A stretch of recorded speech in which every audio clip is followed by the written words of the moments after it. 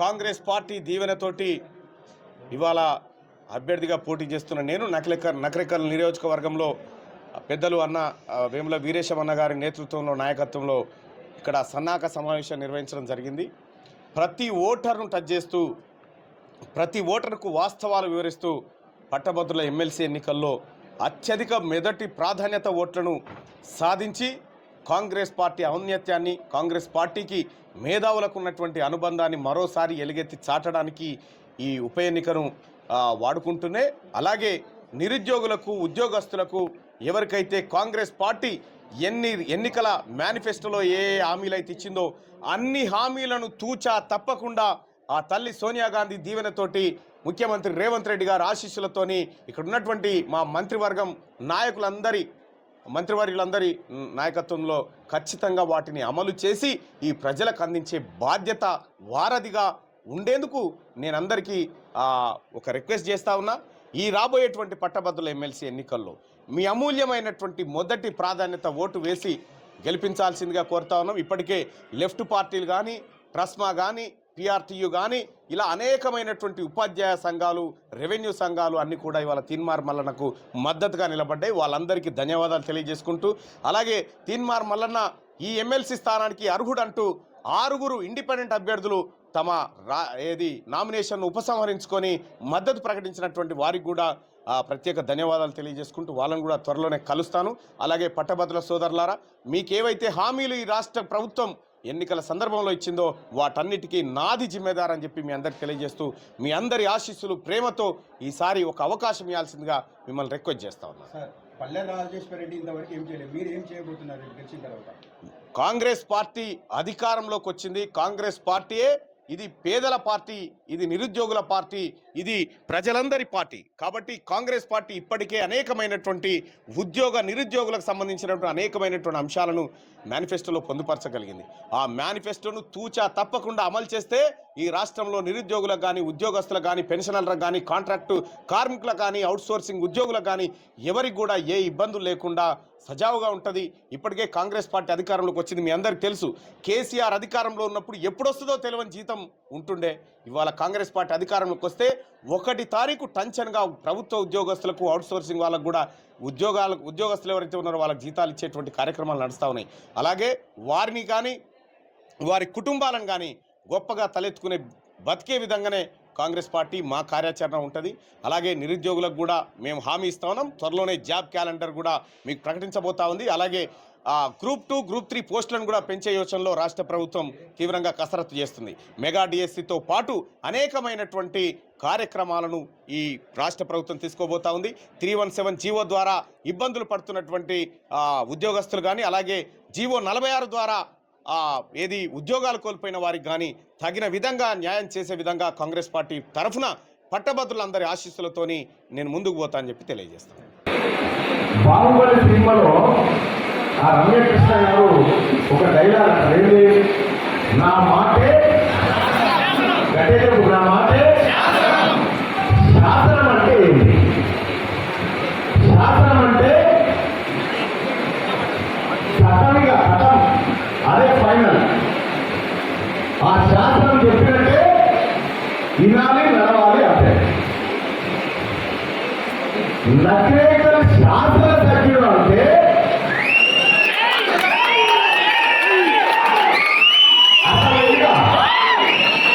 అదే ఫైనల్. ఆయన లీడర్గా కాదు,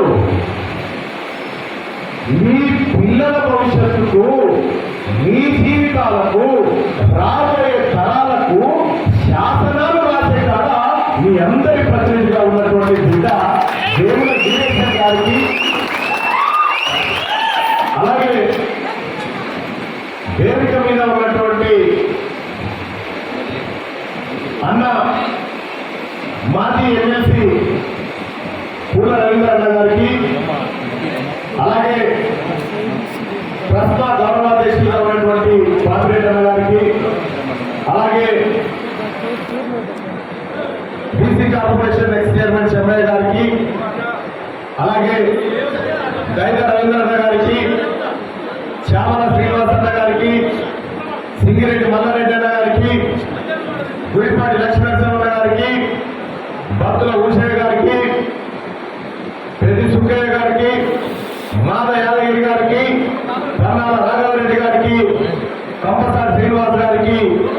ప్రసాదం గారికి, అలాగే ఈ కార్యక్రమానికి వరంగల్, నల్గొండ, ఖమ్మం పట్టభద్రుల ఎమ్మెల్సీ ఎన్నికలకు సంబంధించి నకరేకల్ నియోజకవర్గంలో జరుగుతున్నటువంటి ఈ సన్నాహక సమావేశానికి ఇచ్చేసినటువంటి కాంగ్రెస్ పార్టీ కుటుంబ సభ్యులకు, వీరేశమన్న అభిమానులకు, అలాగే ఇతర సంఘాల నుంచి విచ్చేసినటువంటి ఉపాధ్యాయ, ప్రైవేటు, ప్రభుత్వ, అలాగే విద్యార్థి యువజన సంఘాల నాయకులకు, అలాగే ఇక్కడికి వచ్చినటువంటి వారందరికీ మాజీ ఉద్యోగులు, ప్రస్తుత పెన్షనర్లుగా ఉన్నటువంటి వాళ్ళందరికీ కూడా మరొకసారి పేరు పేరున ధన్యవాదాలు తెలియజేస్తా ఉన్నా, నమస్కారం తెలియజేస్తా ఉన్నా. అత్త సోదరులందరికీ కూడా ప్రత్యేకంగా ధన్యవాదాలు. చాలా మంది మీ అందరికీ తెలుసు, మీరు ఎక్కడికి పోయినా మీరు గ్రామాలలో పోయి వీరేశమన్న తమ్ముడు నిలబడ్డారు తిరుమల వల్ల ఎమ్మెల్సీ ఎన్నికల్లో, మీరు ఓటేయండి అంటే ఈసారి మేము డిసైడ్ అయిపోయాము అమ్మ చేద్దామని అంటారు. ఈసారి గెలుపు పక్క నాకు ఒక 10,000 మంది శుభాకాంక్షలు చెప్పుకోవచ్చు. ఇప్పటికీ అడ్వాన్స్ కంగ్రాచులేషన్ సార్. అన్నగారికి కూడా ప్రత్యేక ధన్యవాదాలు. వెంకటనారాయణ వాళ్ళకు పోయినసారి అవుట్రైడ్ గా మామూలుగా చేసినటువంటి బిడ్డ. అలాగే మీరు అక్కడికి పోతే ఎక్కడికి పోయినా ప్రజలు ఒకటే మాట, పోయినసారి మల్లన్నకు అన్యాయం జరిగింది, పోయినసారి మేమంతా మల్లన్న చేస్తాం కానీ భోగ చోట్ల ద్వారా పల్లా రాజేశ్వర రెడ్డి గెలిచింది అనేటువంటి మాట చెప్తారు. ఎస్ ప్రజలారా, మీ అందరి ఆశీర్వాదం లేకుండా, మీ అందరి ప్రేమ లేకుండా, ముఖ్యంగా మా అన్న వీరేశమన్న, మా పెద్దన్న ప్రేమ లేకుండా అన్ని వేల ఓటర్లు నేను సంపాదించేవాడిని కాదు. ఎక్కడో ఒక చోట వాళ్ళు చూసి చూడనట్టు నా తమ్ముడికే కదా వదిలిపెడితే ఆ రకమైనటువంటి పోరాటం చేయడం జరిగింది. మీరు పోండి, గ్రామాలలో పోండి, పట్టభద్రులను కలవండి. అసలు ఈ ఉప ఎన్నిక ఎందుకు వచ్చింది? ఎందుకోసం వచ్చింది? పట్టభద్రులు ఎమ్మెల్సీ ఉప ఎన్నిక టీఆర్ఎస్ పార్టీ వాళ్ళు ఈ పట్టభద్రుల ఎమ్మెల్సీ పదవి నాకెందుకు కానీ పల్లా రాజేశ్వర రెడ్డి నడిమంతా కాటెత్తేసి పడేసి పెట్టేసింది. అవునా కదా? పట్టభద్రులను వాళ్ళ ఆశయాలను 6 ఏళ్ల కాలం పాటు మోస్తాని ఎత్తుకున్నటువంటి పల్లా రాజేశ్వర రెడ్డి నడిమంత్రాన ఈ ఆఫ్రాన్ పని నాకెందుకు, ఈ ఆఫ్రాన్ వీళ్ళ భక్తులతో నాకెందుకని నడి రోడ్డు మీద పట్టభద్రులను వదిలిపెడితే ఈ ఉప ఎన్నిక వచ్చింది. ఈ ఉప ఎన్నిక వచ్చే కంటే ముందు కూడా 3 ఏళ్ల కాలం పాటు, మొదటిసారి గెలిచిన తర్వాత 3 ఏళ్ల కాలం పాటు ఉన్నటువంటి పల్లా రాజేశ్వర రెడ్డి ఏ ఒక్క ఉపాధ్యాయ సంఘాన్నైనా, ఏ ఒక్క పేదవాడినైనా, ఏ ఒక్క నిరుద్యోగినైనా కనీసం ముఖ్యమంత్రి గారిని కల్పించే ఏర్పాటున్నా చేసిందని నేను అడుగుతా ఉన్నాను. ఒక్కరిని కల్పించలే. కానీ ఇక్కడ ఉన్నటువంటి నాయకత్వాన్ని నేను చెప్తా ఉన్నా, రేపు పొద్దున కాంగ్రెస్ పార్టీ పెద్దలు రేవంత్ రెడ్డి గారు ముఖ్యమంత్రి గారి ఆశీర్వాదంతో, అన్న వీరేశమన్న ఆశీస్సులతో, ఈ కాంగ్రెస్ పార్టీ అగ్ర నాయకత్వం అంతా ఆశీస్సులతో, మీ అందరి ప్రేమతో గెలిచిన తర్వాత, ఎమ్మెల్సీగా ఇక్కడ జెండా ఎగరవేసిన తర్వాత మొదటి వారంలోనే అన్ని సంఘాల నాయకులతో, ముఖ్యమంత్రి గారితో ముఖాముఖి కార్యక్రమాన్ని ఏర్పాటు చేస్తాం. మేమందరం తీసుకుంటామని చెప్తా ఉన్నా. సమస్యలు చెప్పుకోవడానికి ముఖ్యమంత్రి మీ ముందు ఉంటాడు. మీరు ముఖ్యమంత్రి గారితో నేరుగా చెప్పుకునేటువంటి అవకాశాన్ని మేము కల్పించబోతా ఉన్నాం. గతంలో పనిచేసినటువంటి పల్లా రాజేశ్వర రెడ్డి గారికి కేవలం ఎక్కడ కబ్జా పెట్టాలి, ఎంత సంపాదించాలి, ప్రజల్ని ఎంత పీడించాలి, ఇవి తప్ప పట్టభద్రులకు సంబంధించి ఏ ఒక్క సమస్యనైనా పట్టించుకోలేదు.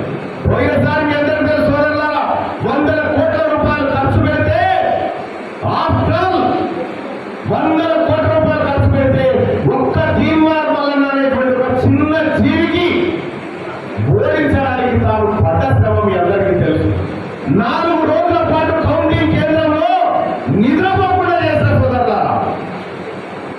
ఆ రోజు మీ అందరికీ తెలుసు. ఎందుకు మరి తీర్మార్ మల్లన్నని ఇంతమంది ప్రజలు ప్రేమించారు, ఇంతమంది ప్రజలు అభిమానించారు, పార్టీలను పక్కన పెట్టిరు, సంఘాలను పక్కన పెట్టిరు,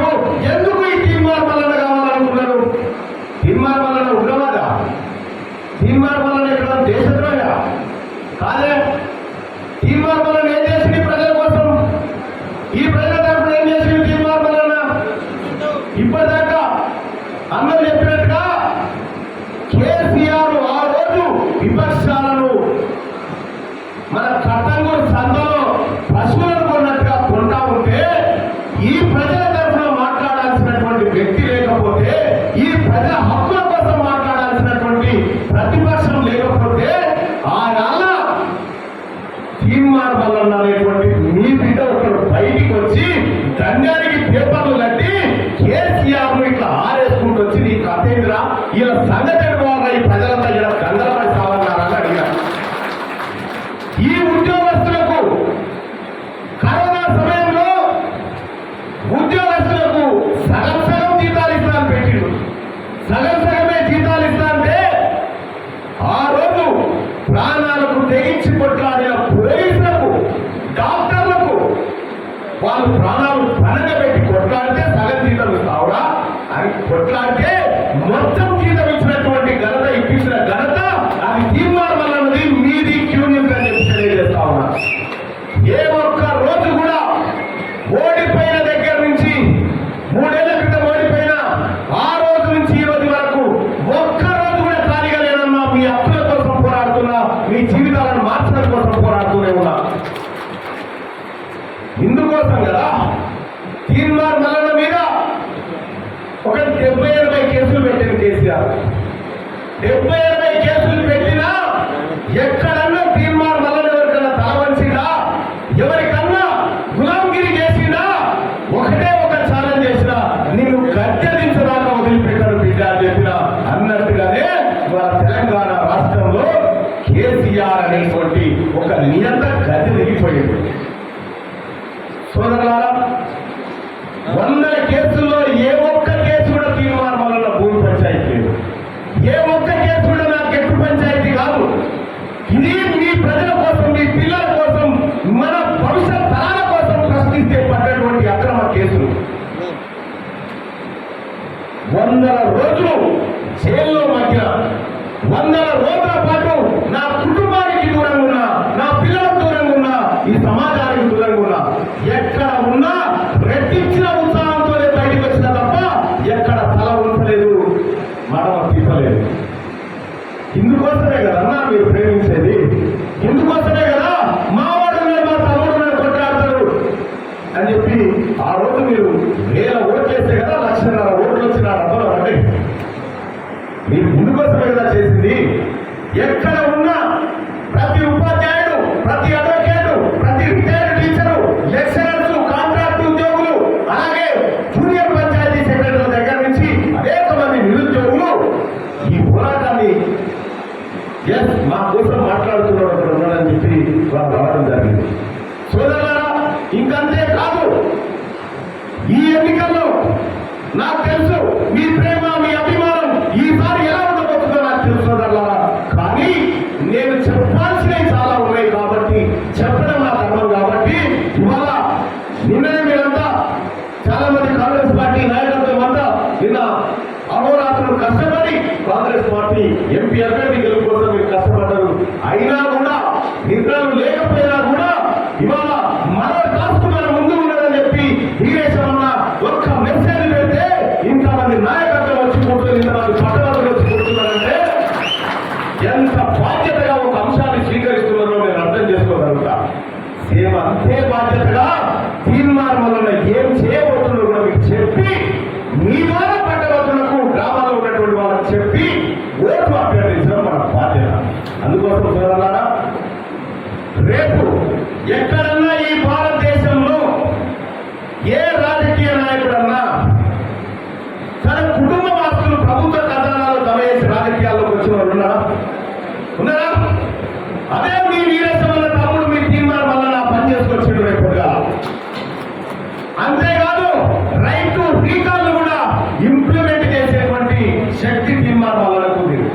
మీ పిల్లలకు నేను ఇచ్చే భరోసానా, మీరు ఈసారి మీ తమ్ముడు, మీ సోదరుడు తీర్మానం వల్ల గెలిస్తే ఆ రోజు మేము వేసిన ఓటే బిడ్డ ఈ రోజు నీకు ఈ రాజకీయాలు ఇంత స్వచ్ఛంగా ఉన్నాయి, ఈ విధానం అంతా ఇంత స్వచ్ఛంగా ఉందని మీరు చెప్పుకునే రోజు వస్తారు. ఆ విధమైనటువంటి మార్పు తీసుకొస్తామని చెప్పి మీ అందరికీ తెలియజేస్తా ఉన్నా. ఎస్, దేవుల వీరేశమన్నకు ఒంటి మట్టి వాసన తెలుసు, నాకు కూడా అదే వాసన తెలుసు. ఆయన ఎన్ని కష్టాలు పడి, ఎన్ని నష్టాలు పడి, ఎన్ని నిర్బంధాలను ఎదుర్కొని ఇవాళ నగరికల్ గడ్డ మీద మీ అందరూ చాటి విడిచి నా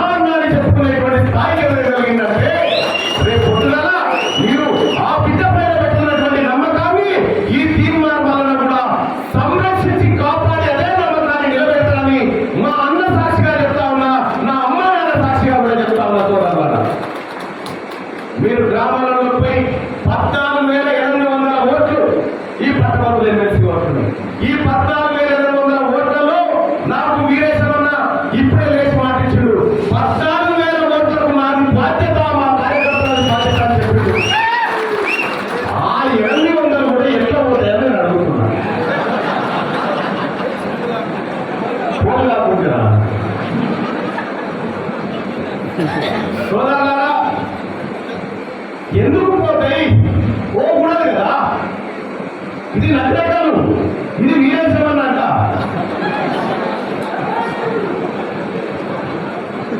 కాబట్టి ఎక్కడున్నా ఏ సంఘంలో ఉన్నా ఆ ఓటర్ను చైతన్యపరిచి ఆ ఓటర్ ద్వారా ఇలా నగరేకాల్లో ఉన్నటువంటి మేధావి వర్గం అంతా వీరే సంబంధం వెంటే ఉన్నదంటే పొద్దున రిజల్ట్ లో కనిపించాలి. అది ఆ విధంగా మేము ముందుకు పోవాల్సినటువంటి అవసరం ఉంటుందన్నమాట.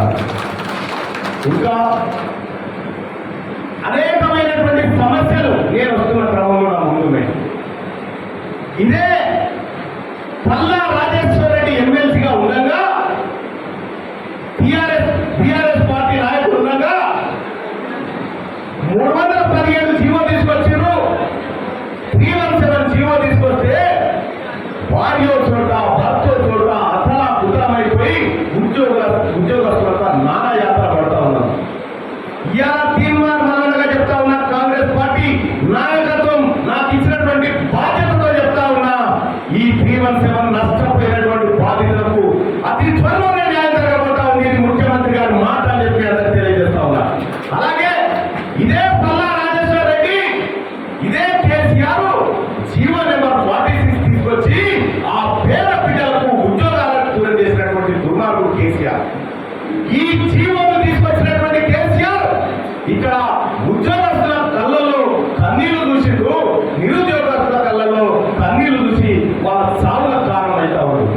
నేను ఇది చెప్తా ఉన్నా ఈ వేదిక నుంచి, సోదరులారా, ఇది కాంగ్రెస్ పార్టీ ప్రభుత్వం, కాంగ్రెస్ పార్టీ మేనిఫెస్టోలో ఏ అంశం అయితే మీకు హామీ ఇచ్చిందో ఆ అంశాన్ని దగ్గర ఉండి అమలు చేయించి మీకు అప్పగించే బాధ్యత తీర్మానమని చెప్పి మీ అందరికీ తెలియజేస్తాను. సోదరులారా,